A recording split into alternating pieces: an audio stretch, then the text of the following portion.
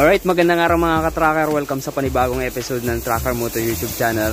For today's vlog ay meron kaming unit na ilalabas ngayong araw. Ito po ay fully reconditioned Japan surplus truck, Isuzu forward, narrow cab, wing band body na may haba na 20 feet. Alright, so ito po ay may makina na 6HK1, fully electronics, CRDI with turbo. Ayan po. Ayan, winawashing ngayon kasi ang ginawa po dito ay nag-bleed ng linya ng diesel or fuel system. So ito po ay fully repaint. Ayan, nakikita nyo. Merong windbreaker. Ayan, naka-chrome yung side mirror. Windbreaker, stainless or chrome plated yung bumper, corner panel, side fender. Ayan, naka-chrome po yan, pati yung housing ng stepboard. Fully reconditioned. Dito naman meron siyang aluminum corrugated wing band, drop side aluminum din, and then may 2 layers aluminum running guard stock sa body. Okay, ayan, wing band po. Ang gulong nito pinalitan, R20 yung rim. Ayan, ang laki ng rim, lock type, and then additional molye din.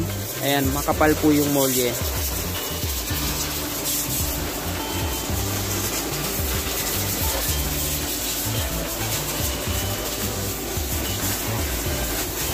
Tapos naglagay rin ng ladder sa gilid dito sa may una ng wing band. Ayan, brand new yung battery, 2SM Motolite Champion. Ayan, dito ayan yung ating mga gulong, ang lalaki, pinalitan ng malaki.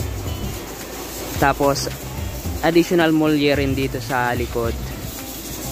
Ayan, yung chassis sariwa, undercoat nya kulay itim. Gumagana lahat ng electrical accessories nito. Ayan, radio gumagana, wala lang tong aircon, hindi na pinalagyan.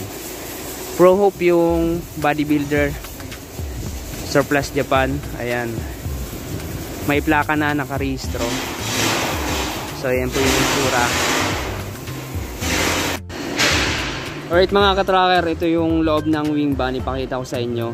Naglagay rin kami ng lagayan ng padlock dito sa tailgate nya. Meron na tong susi naman, yung original na lock. Merong susi pero nagpalagay pa rin ng lagayan ng lock. Tapos steel flooring na tong loob ng wing band.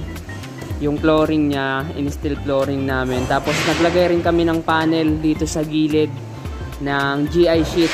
Ayan, naka-GI na yung panel nya, pero meron pa rin tong plywood sa loob, pinatong lang namin. Ayan yung loob. Tapos ayan, may wing band light yan. Alright, so yan lang naman. Then nilagyan rin namin ng bracket yung nilagyan rin namin ng grill yung tail light para may protection yung tail lamp natin. Ayan. Alright, ayan, pinasok namin dito sa loob kasi tapos naman na i-washing yung makina. Ayan, winawashing pa namin yung makina kapag ilalabas na yung unit. So, alright, ayan, chassis, maganda yung chassis. Ayan, may kasama tayo ditong pintor. Ayan, so itong unit na to nililinisan namin yan. Bakit man yung nililinis mo, Kim? Reservoir po, ito ay coolant reservoir. Ayan, coolant yan sa coolant. Ayan, talagang nililinis yan kasi may stain na yan eh, diba? Ano sir? Ayan mga ka-tracker, ayan, binungad na namin yung unit dito sa harap ng gate. Ayan, nasa may gate na. So all goods naman dito, na-check naman na ng maigi yung mga kailangan i-check, yung under chassis, yung mga tornilyo, mga U-bolt, propeller, ayan, lip spring, and then yung mga stud nut, tapos yung mga langis tulad ng differential, gear oil sa makina. Ayan, pinatingnan na rin namin sa mekaniko. Ayan, yung pintura, pina-retouch na namin yung dapat i-retouch, linisan. Yung loob na linisan na. Ayan, ready to pull out unit na mayroong jack, tire wrench, tire remover. Ayan, nakarehistro na. So, yung electrical lights na accessories, na-check na rin namin. Okay, all goods na dito. So, maraming salamat sa panonood. Kung naghanap kayo ng Japan surplus truck, baka dito kayo makakuha sa Calipil Marketing Corporation. Dito yan sa Mambugdos, Bacoor, Cavite. Mag-message lang kayo sa akin sa FB page, Trucker Moto PH. Ayan, or mag-contact kayo, may contact number ako. So, ayan, kung hindi pa kayo subscribe, mag-subscribe na. Pakilike na rin tong video na to. Maraming salamat.